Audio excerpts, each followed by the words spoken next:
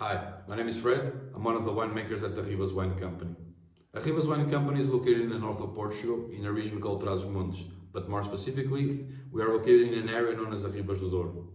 Me and Ricardo, we met back in 2013 in university, and we became close friends. But after many national and international experiences, we decided that the time had arrived for us to start our own project. So in 2017, we decided to found the Arribas Wine Company in order to produce wines that would reflect our own personal taste in terms of wines, and also our philosophy of minimal intervention. We ended up in Bemposta because Bemposta is the village where my grandfather was born, and my great-grandfather actually moved into this village when he was quite young.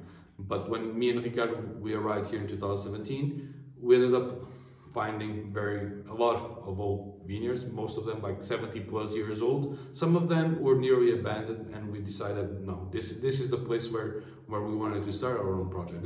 We want to make this region known, and we found characteristics that we couldn't find anywhere else, starting from the varieties, that there are way too many to enunciate, but let's not focus on the varieties, let's focus on what's really relevant. It's that exposition. We are on the slopes of the Douro River, and here we end up having unique characteristics that we hope may reflect in the wines. I'm here today to introduce you to our newest release. It's a red wine called Manicomio. Manicomio in English means lunatic asylum, and the principle behind this label, this brand, is that every year we're gonna invite a lunatic, or usually a friend or a producer, but a lunatic that is willing to come and work with us. So we show them our grapes, our vineyards. He picks, he decides what he wants to do, and we just pretty much produce the wine that in his mind he was trying to figure out. So this is 2020, our newest release. This wine was made with João Tavares Pina from Down. Our first edition was 2019, that one was made with Direkt Newport, but 2020 was with João Tavares Pina. Every year is going to be a different wine, so it has to do with the lunatic that we pick.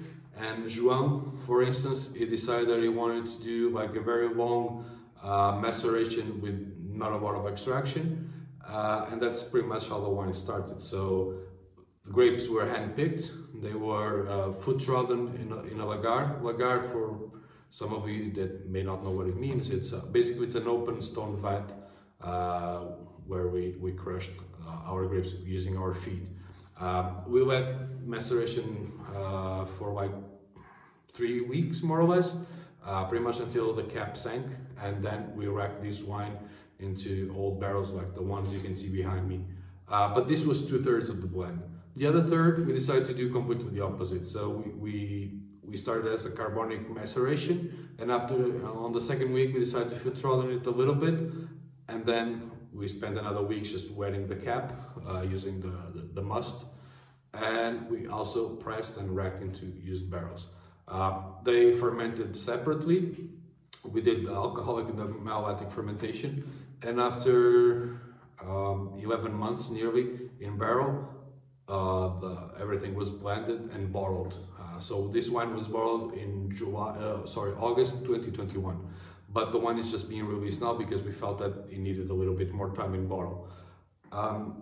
That's pretty much it that I have to tell you guys about Manicomio. Hopefully you'll enjoy it. It's a unique wine.